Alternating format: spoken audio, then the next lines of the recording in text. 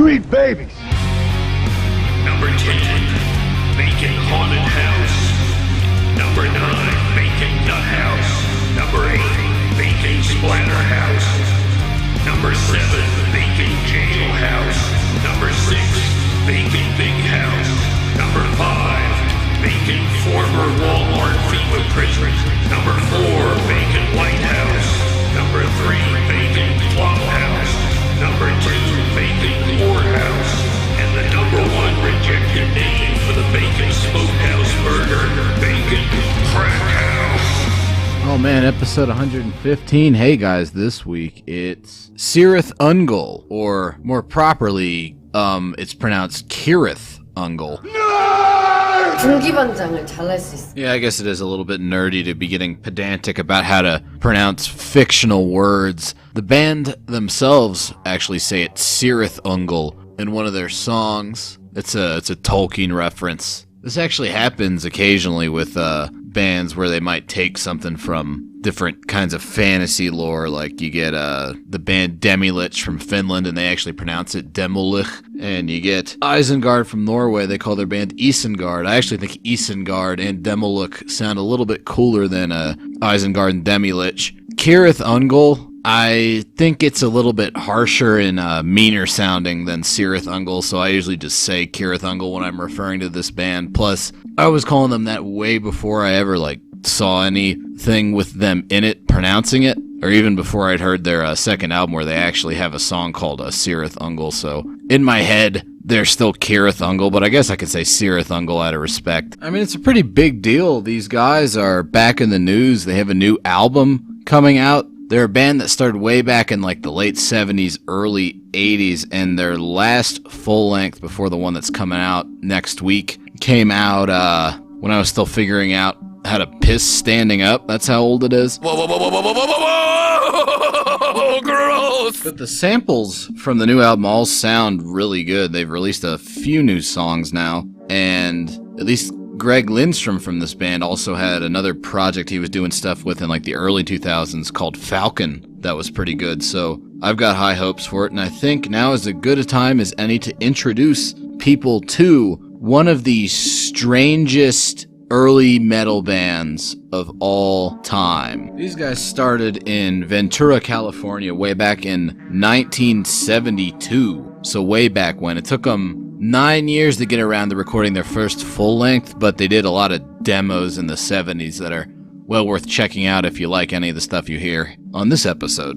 Originally, the band on that first full length, the 1981 album, was Greg Lindstrom on guitars, bass, keyboards, ebo, backing vocals, Robert Garvin on drums and vocals, Tim Baker, who's the lead vocalist, and then Jerry Fogel was the other guitarist. Sadly, he passed away in 1998. These guys are notable for always using Michael Whelan cover art, specifically illustrations he did for the Elric stories by Michael Moorcock. Wow. Faggot! Now, why are you hitting the faggot button? Also, when did we install a faggot button? 언제쯤 데뷔할 수 있을까라는 생각은 당연히 많이 했고. Now, I fail to see what's so amusing about the name Moorcock, but I trust your judgment. But Michael Moorcock was an author from way back when, right when the fantasy genre of literary fiction was starting to find its legs. See, nowadays, fantasy's pretty generic. You know, you get some vaguely Tolkien-looking shit,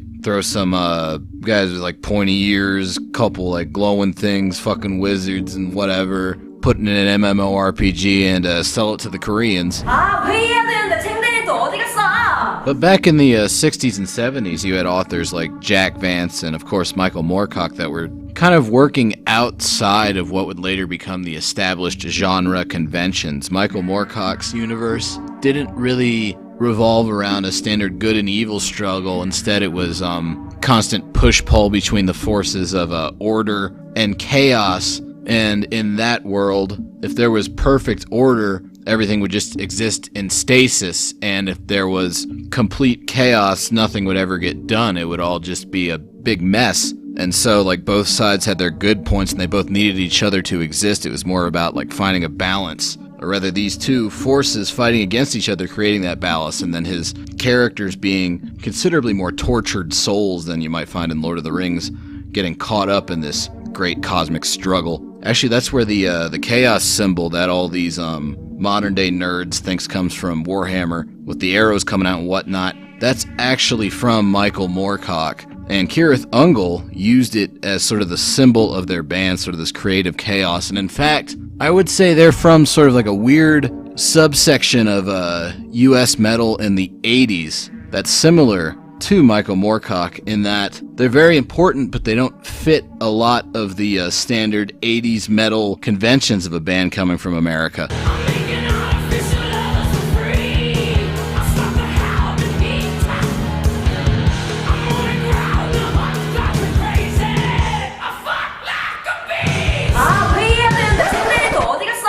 No, sir, they don't sound like that at all. And they don't really sound like any of the new wave of British heavy metal bands that much either. They're part of this sort of like weird subgenre of kind of unclassifiable metal from the time period. Other examples might be Winterhawk, Ashbury, and of course Manila Road. Usually Manila Road fans tend to dig Cirith Ungol as well because they're both just so strange and unique and out there with what they do. But enough jibber jabbering, let's hear what some Cirith Ungol sounds like. This is the first song off their first album, Frost and Fire. And it's about a Ray Bradbury short story, so these guys are very well read. The vocals will be a sticking point for some. Actually, in the liner notes to this album, King Fally of Disease describes this as an early death metal album just because how extreme it is. I don't know if I agree with that. Really cool interplay between guitars and bass on this album. Unusual for the time period and even for today. Here's the 70s influences at play. This kind of weird little like jammy trade-off part that they do, sort of fucking around with the main riff.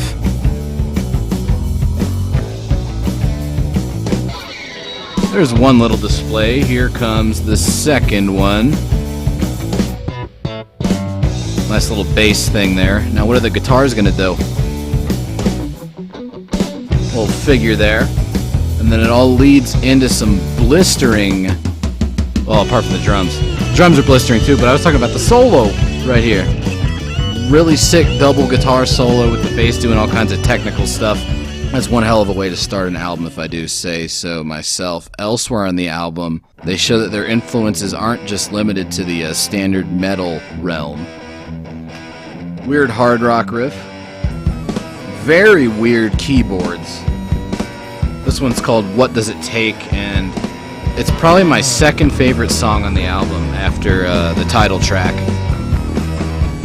There's like strange kind of almost funk influenced bass lines. There's a lot of Crazy World of Arthur Brown influence, and then plenty of like Blue Oyster Cult and just lots of those like 70s proto-metal and progressive rock bands. But I would say it's with their second album that they really leave their mark on metal history. On this one, Greg Lindstrom isn't around anymore. Now we have Michael Flint doing the bass, who kind of brings his own sound to it. I love the 70s production on this.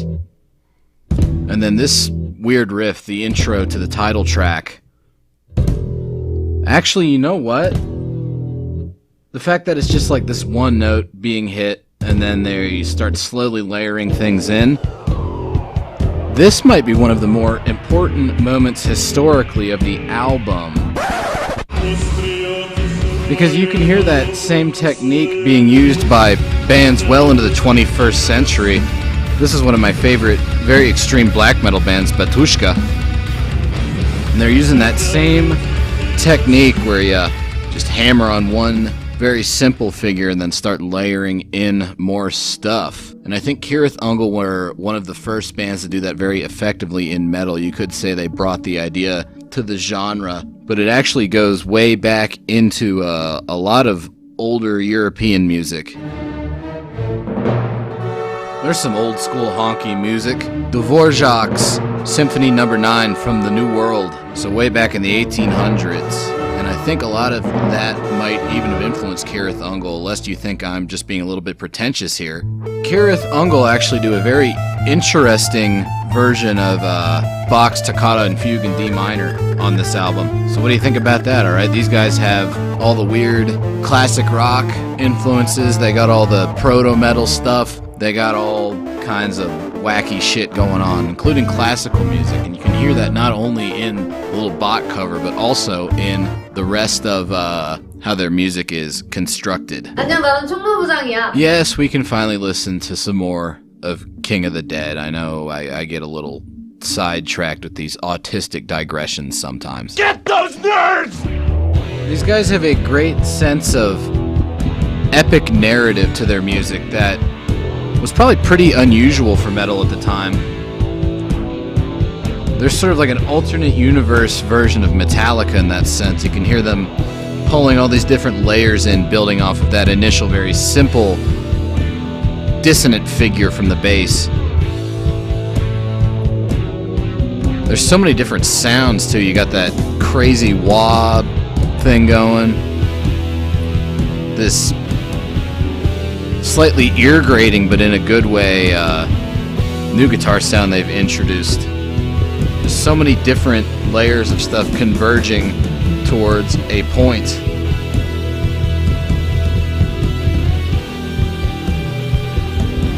There's some cool tremolo riffing there too. But the way this music is constructed, it doesn't really feel like conventional rock verse chorus. It's definitely closer to classical music, particularly in the lengthy instrumental sections. That gong is so cool. Thank you for doing that, Robert Garvin. And we're finally getting into the main riffs of the song with an excellent scream in the background from old Tim Baker. They're double leads. They're not Iron Maiden-ish at all. They're their own kind of thing. This band has a very ancient feel to everything, not just because of all those older music influences, but the overall production, the old fantasy-influenced cover art, just the feel of it, everything feels antediluvian. And here we go, everything is collapsing down into one singular point. And dank pick scrapes, of course.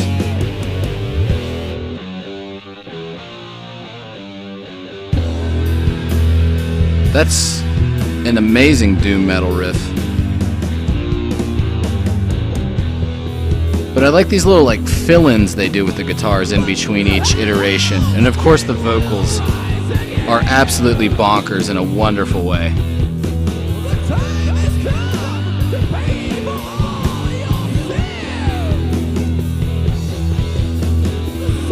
The vocals also, not just in like how wacky they are, but their cadence contributes to the narrative. It's like he's commenting on the music under it rather than just singing along with it. He doesn't follow a standard sort of cadence.